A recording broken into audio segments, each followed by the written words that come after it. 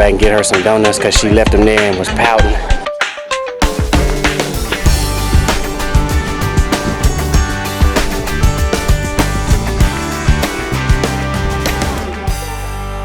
Okay, so what do y'all want to say about Lester McCoy? Well, first of all, Lester, I guess we should say happy birthday. Okay, so this is a tribute to Lester's 30 years. So when was he born?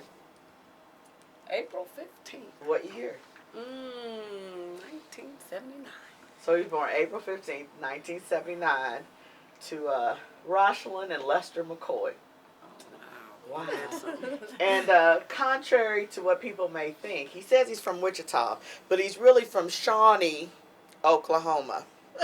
Can you talk to us why he's from Shawnee and not Wichita? Shawnee. Okay. Mm-hmm. No. Oh, it was an accident. We didn't think we were going to have him that soon. He was due like the end of the month. So we took a chance and took a trip to Shawnee. But did you take a chance or did you not listen to the doctor? We took a chance. Don't believe it. No. Oh, you had to take him back to his roots in Shawnee, Oklahoma. He doesn't like to talk about Shawnee because he doesn't claim it, but he's from Shawnee. So what else? What do you like about Lester? What made you pick Lester? Well, I had to pick him because he didn't notice me. He had his eye on another lady. Nuh-uh, that's Yes, not he true. did. No, it was true. He had his eye. He had his eye on another. I think I'm getting emotional.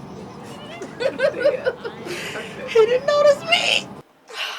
Anyway, I noticed him when I was singing praises to our Father, not Clifford, but the Lord. And I was singing on the praise team.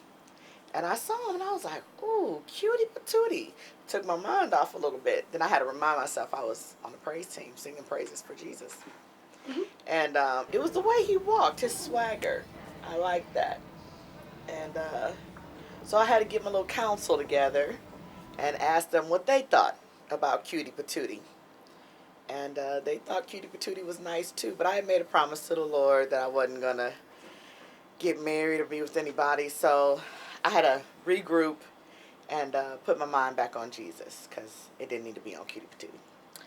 And They set him up.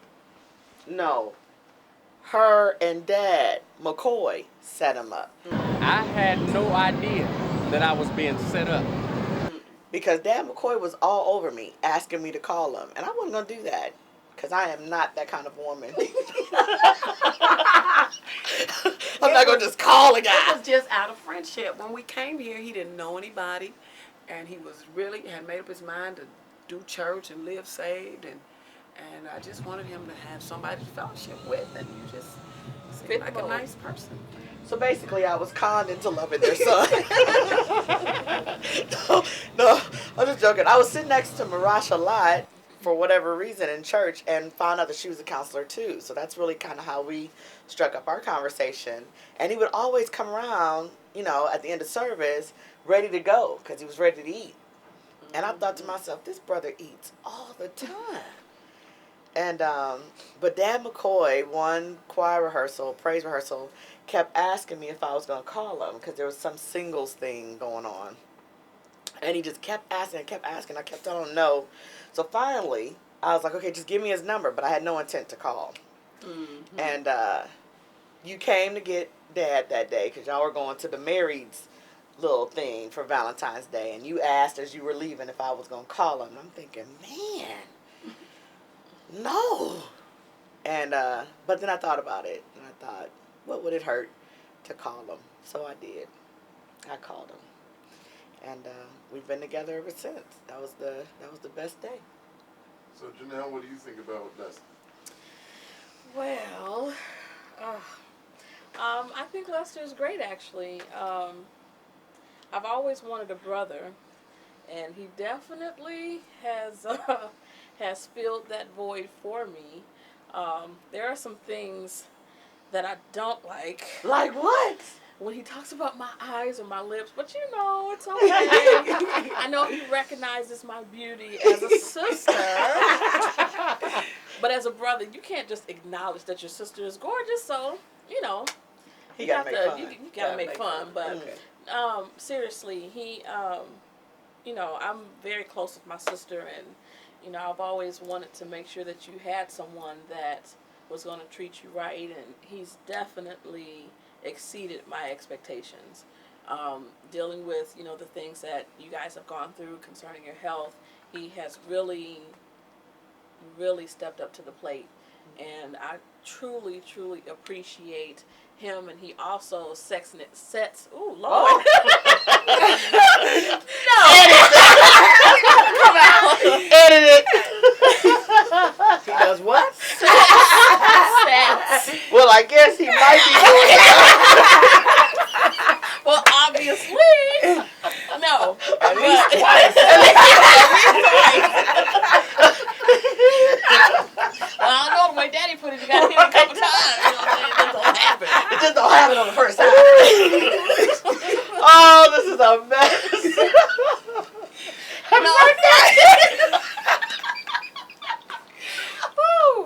Okay. No. Oh. He sets, S-E-T-S, sets an example, a very good example outside of, you know, what I've seen with my father, as the type of man, as far as his personality and the way that, you know, he takes care of Leah and Jaden and the new one on the way. You know, as something for me to look forward to, and what kind of standards I need to set up for myself. So that's, you know, He's all right. it's been wonderful. You know, I see a lot of people who do not like, you know, their in-laws, but I don't even feel like, you know, it's an in-law situation. That's my brother. You know, and a lot of times people, when I talk about them, they're like, "You have a brother?" And I'm like, "Yeah."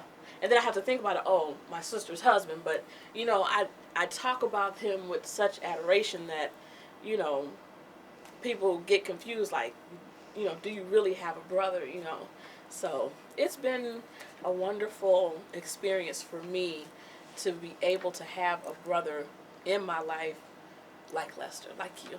So. Okay, so this is what I want to do. So we talked about how we got together. That's great. But let's talk about our favorite memories of Lester. Can I just go lay down now? Yes, Lester does not like to be sick or to throw up. He's actually quite a baby. And one night he got sick, and he was spending some time talking to the white throne. And I came to be a good wife and try to clean things up. And he looked at me with tears in his eyes and he said, "Can I go lay down now?" So I pat him on the back and told him he could go ahead and go and lay down. So that's him and Janelle's little thing. You told her about that? I did, because it was so funny. I just couldn't believe it. I mean, here he was throwing up, and I come to try to help him, and all he wants to do is lay down. Hilarious. What was he like as a little kid? Oh, for real? No, really. He was just always the greatest kid, a dear son, for real. That I just don't know how you could get a better son than that. It's like, he never gave us any trouble. No. I'm trying to figure out what I'm going to say in this roast. I'm going to think of something, though. But for real, he's just always been just good, just obedient, did what you expected him to do. He was always just so smart, and I was always showing him off to everybody. I don't know if I can believe that, because his behavior now, I don't know. I thought it was suspect. You know, but you know, I'm going to find something. I think you were blind. no, for real. I'm going to find something. Not so Lester. now let's- He was. I was gonna say this though, because 30 years ago, on Easter Sunday morning, because he was born on Easter, in case you didn't know, he changed my role and he changed my name. I became Mama, and he's my firstborn, and he was always just so special, and he was just always so smart and did everything so quick. But Like I Jaden. don't know, you know. Jaden, he's not quite like Jaden's, not yet. we'll see what happens when he get over these terrible twos. But right now, My last statement, okay. I just would say thank you. You know, thank you for being that brother, for being the example, for being a support, for saying things that I didn't necessarily want to hear, but I needed to hear, coming from a male's perspective. You have definitely helped me as a person. I think I'm a cry too. You've definitely helped me as a person just to be real and to really just grow up. So, you know, just thank you for just being you, being funny when I needed you to be serious. So, I think, Lester, I thank you because you were really a good example for your brother and your sister. I think you set the bar and you gave them something to aspire to. I thank you for just being a role model, and you made it easy. You really, really made it easy. And I appreciate you and for just becoming a wonderful husband. I think we can see our investment as we look at you as a man and how you take care of your wife and your family, and I adore that about you. And I'm no better now than I was before you passed the camera. I had to run back and get her some donuts because she left them there and was pouting like a little old baby. We getting on the plane. We getting on the plane. We are here on our way to Honolulu to do what we do. Like I said, we're on our way to Hana, Lester and me, and we're traveling to go to the 7 sacred pools. I don't know if we'll make it, but we're gonna try it. We gonna make it. Say it again. Just because they didn't make it. I gotta do what Bishop couldn't do. We're doing this one for you, Dad. I guess what I would say is, and it's Landon. This is all Landon. This isn't me because I don't cry. that don't even make sense. That's a lie. I never cry about I'm gonna tell you anything. that. Lester, I just want to say that I love you beyond words. I can't describe really just what you've done. It has been, I don't even know if it exceeds my expectations because I had high ones. And I expected you to, meet them. Because if not, I wouldn't have married you. Mm-mm. But, if I'm going to break my covenant with the Lord, you got to be coming with something. But, I just have never imagined that there would be a man that would be so supportive. I mean, when we first got together, we weren't even in love. We had just started, dating, figuring this thing out when they said I might have breast cancer. And through those surgeries and knowing what you could have faced, you didn't walk away. You should have, because you didn't know you had all of this. No. But you didn't. You didn't walk away. You stayed, not even knowing where the relationship was going to go. I was just a prospect or a hopeful or girlfriend in training, as you used to say all the time. But you stayed, and even though the storm got rougher and a lot more turbulent, you have never made me feel guilty for my disabilities. And I appreciate you. I appreciate the man you are and the man you're going to teach our sons to be. And no one outside of God and my Father has ever been able to convince me that they loved me with pure heart. But you do that in excellence over and over again. And I appreciate the God in you, and I appreciate the love that you have for me. And if I never said it, I thank you.